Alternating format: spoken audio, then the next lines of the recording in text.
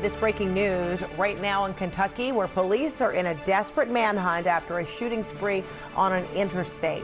They are looking for this man, Joseph Couch. Police say he is armed and dangerous. This afternoon, investigators say they found his car and the suspected weapon. He used an AR-15.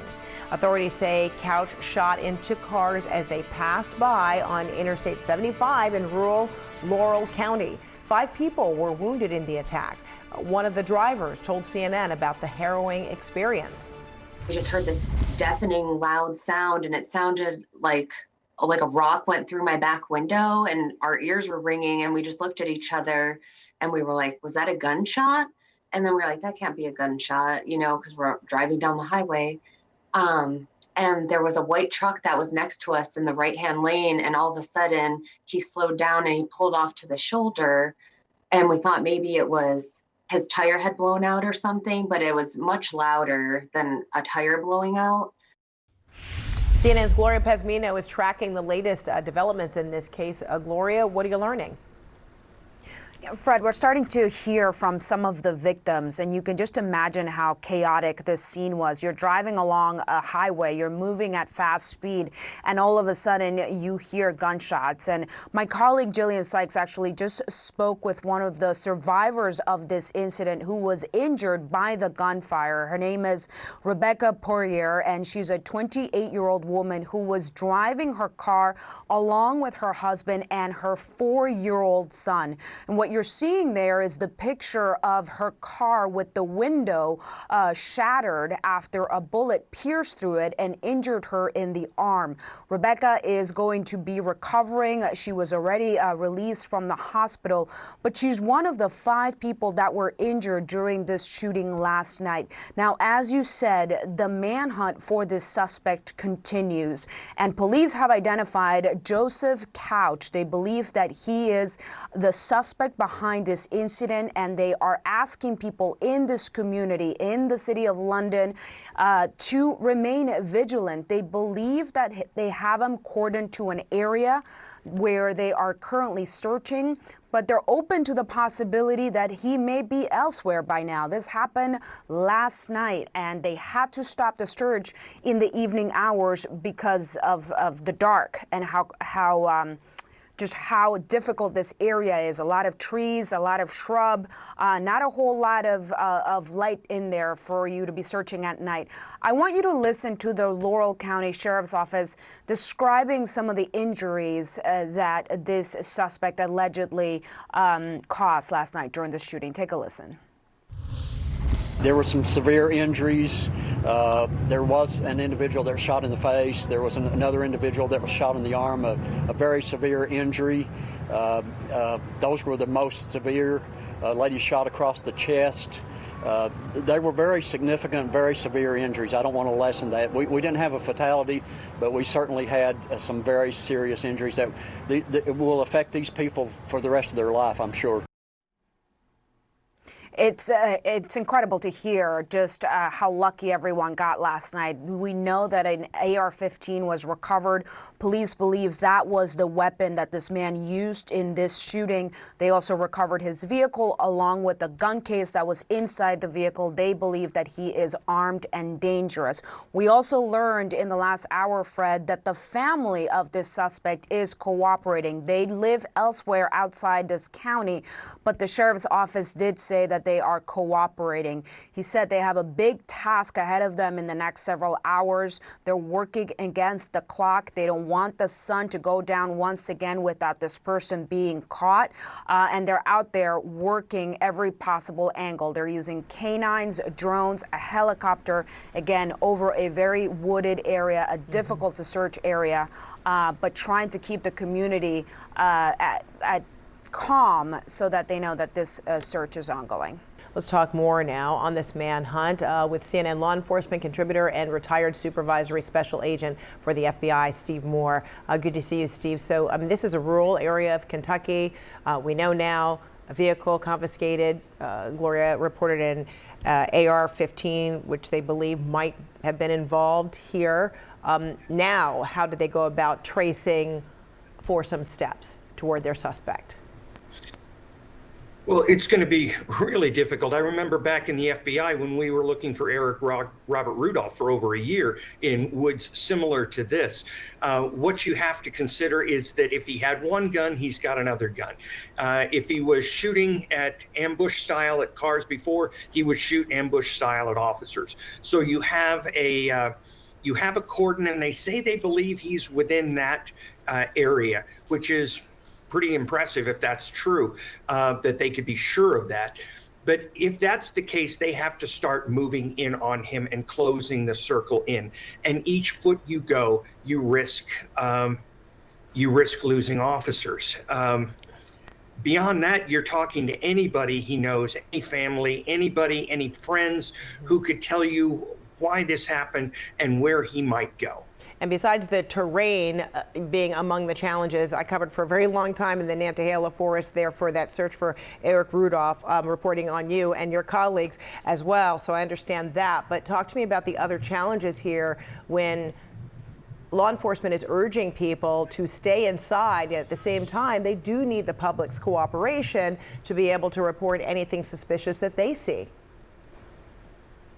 Yeah, and the problem here is, like with Rudolph, they go into people's homes sometimes. They try to find empty homes. They try to find empty vehicles. That's one of the things they're going to be looking for, the law enforcement, is if any cars are missing, any trucks are missing. So when you have people stuck in their homes, it's not easy for them to, obviously, they're not out and about seeing things. But at the same time, they have to protect themselves in their home and be vigilant and ready to call. Because this person, if they're alive, and we don't know, but they're going to need food. They're going to need water. And they're going to probably go to a more populated area to get that. Again, the suspect is being identified as Joseph Couch. Talk to me, too, about some of the assets that law enforcement has. I understand they've brought in a drone to help in the search. Drones are going to be very useful, but as you know from that kind of forested area, it's very difficult to look down, see down. I mean, the FBI, police departments, we now have FLIR, we have infrared detection. We have all these things that are pretty much blocked by trees. The drones can operate, but in a forested area, they're limited in their effectiveness. And so what you're going to be doing is looking at night, especially, you're going to be looking within the forest horizontally, trying to pick up heat silhouettes. The problem there is there are deer, there are rabbits. The first time you see something like that, you don't even believe how many heat sources you see. So it becomes just a bigger haystack and a smaller needle. Oh, I remember that was a gigantic obstacle as well, an observation during that search for Eric Rudolph in the Nantahala Forest. We have breaking news. The Laurel County Sheriff's Department saying the search for the gunman they say opened fire on Interstate 75 in Kentucky will be temporarily suspended at dark. Again, the biggest problem that we have up there is the remoteness of the area. It's already starting to get a little bit dark. That doesn't work in our favor. I'm sure we're going to go on till dark tonight. Joining us now, CNN senior national security analyst Juliette Kayyem. Juliette, I know you were with us last night as this was all unfolding. Now we're getting a little bit more information. This would be the second night of searching in the woods for the suspect. Clearly, they don't think it's worth it to try to search once it gets dark. What kind of hurdles are they facing right now? Well, part of it is just going to be the sort of productivity that can occur in the dark is quite limited. And so they're just balancing the benefits of continuing this as compared to just suspending it for 6-7 hours and then starting again in the morning. Look, it is much harder to hide for long periods of time than it was during the Unabomber age. We have drones, we have signal intelligence, people have cell phones, they get hungry. It is hard to hide out for long periods of time unless it was planned for. And so part of this is just patience. I'll remind people in Maine, during that mass shooting, that the perpetrator went missing for over 48 hours. He died from a self-inflicted wound. So lots of things can happen. And the fact that he's not caught in the first day or so doesn't mean that he's gone forever. And authorities say they found this AR-15 in several magazines. Yeah. What does that mean for the continuing threat? Yeah, I think a couple things. I mean, one is it's very rare to find someone in these instances who has only one gun. So there's other weapons that we should anticipate that this is a person who is armed and dangerous. That's why the community has been told not to engage anyone, not to look out for him on your own. If there's anything suspicious, to call it in. In all of these cases, there are additional arms. And in this case, this is someone who clearly knows the damage that an AR can do. It is lucky and only luck that people were not killed on the highway from either bullets or in response to the bullets in terms of automobile accidents. I actually can't believe it, given the number of bullets that we have seen. And so he is someone we should anticipate has more weapons.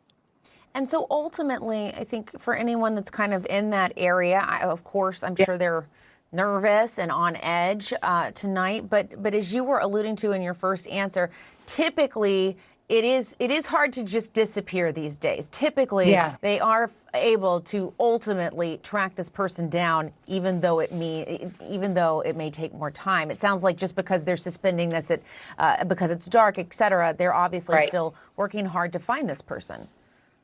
That's exactly right. Look, they have a name. They know where he lived. They know who his colleagues, friends, family are. They know what the car looks like. They have his phone number. They have drones. They have ways to monitor the phones and whether he's contacting and when they have credit cards, presumably ATM cards. In this day and age, it is very difficult to disappear. Look, he's trying to disappear, one hopes, and go into hiding, but that is hard to do for long periods of time. He may have set up some way to maintain his ability to stay hidden, whether he hoarded water because is a survivalist, we don't know. But in the end, my confidence is just based on history that in most of these cases, the person screws up, gets lonely, needs something, and therefore exposes where he is to law enforcement. All right, Juliette Kayyem, always good to have your expertise. Thanks so much. Thank you.